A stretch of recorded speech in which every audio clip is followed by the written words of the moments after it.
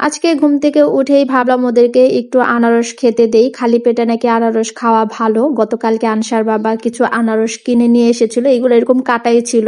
তো ফ্রিজে ছিল। সকালবেলা ঘুম থেকে উঠে এগুলা বাইরে বের করে দেন হচ্ছে ঠান্ডাটা একটু যখন কমে গিয়েছে তখন আর কি আনসারসকে খেতে দিয়েছি। খালি পেটে দিয়েছি। সবাই বলে খালি পেটে নাকি আনারস খাওয়া ভালো।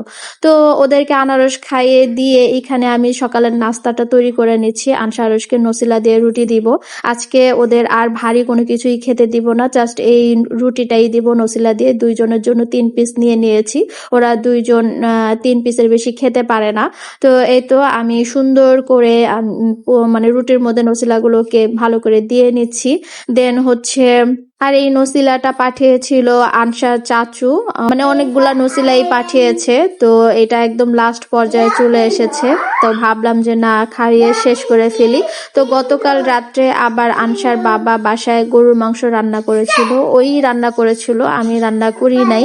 ওর নাকি গরুর মাংস দিয়ে মানে ভাত খেতে ইচ্ছা করতেছে, তো রাত্রেবেলা ও রান্না করেছে। তো আজকে আর আমার তেমন একটা প্যারা নাই, যেহেতু মাংসটা রান্না করাই ছিল।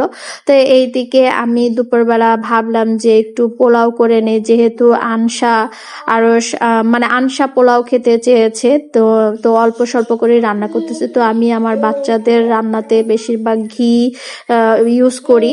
তো ওদের জন্য যেহেতু পোলাওটা রান্না করতেছে, ভাবলাম একটু ঘি দিয়ে রান্না করে নিই। আর পাশের চুলায় আমি চা বসায় দিছি। আর রান্নাটা খুব তাড়াতাড়ি আমি করতেছি, মানে দুপুরের আগেই রান্নাটা হয়ে যাবে। আর যেহেতু আজকে আমার তেমন একটা রান্নার প্যারা নাই, গতকাল রাত্রেই মাংস রান্না হয়ে গেছে, এখন দুপুরে জাস্ট আমি একটু পোলাও রান্না করে নিচ্ছি।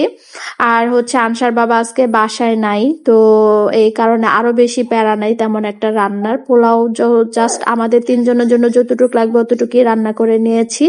আর চায়ের পাতিলে খুব বেশি করেই পানি দিয়েছিলাম, যে ভাবলাম পোলাওতে একটু পানি দিব আর বাকিটা দিয়ে চা করে নিব। আর এইটা হচ্ছে রাত্রের ভিডিও, মানে সন্ধ্যার সময় আর কোনো কিছুই করা হয় নাই। কোনো কিছু করা হয় নাই বলতে আনসারসকে জাস্ট হচ্ছে একটু চিকেন ফ্রাই খাওয়াই দিছি, মানে এটা ওর নানি পাঠিয়েছে চিকেন ফ্রাই ওদের 2 ভাই বোনের জন্য। তো নাস্তা হিসেবে ওইটাই খাওয়াইছি। আর আজকে রাত্রে আমরা ভেবেছি যে আম দিয়ে দুধ দিয়ে মুড়ি দিয়ে ডিনারটা করে নিব, কারণ হচ্ছে ঘরের মধ্যে এত আমের ছড়াছড়ি, খেয়ে তো শেষ করতে হবে, তাই না বলো? এদিক দিয়ে আম পচে যাচ্ছে, খেয়ে শেষ করতে পারতেছি না। মানে কি আর বলবো, বাবার বাড়ি থেকে আম আসতেছে, দেন হচ্ছে আনসার বাবা আম কিনে নিয়ে আসতেছে, ঘরের মধ্যে আমের ছড়াছড়ি। তো ভাবলাম আজকে রাত্রে আমরা না হয় আম দিয়েই ডিনার করব। তো ওইটারই প্রসেসিং করতেছি। আজকে কিন্তু মোটামুটি এই ছিল আমার সারাদিনের ব্লগ। তো কেমন লেগেছে অবশ্যই কমেন্টস করে জানাবা। দেখা হয়ে যাবে নতুন কোনো ব্লগে। আজকের মতো বিদায় নিচ্ছি। আল্লাহ হাফেজ, আসসালামু আলাইকুম।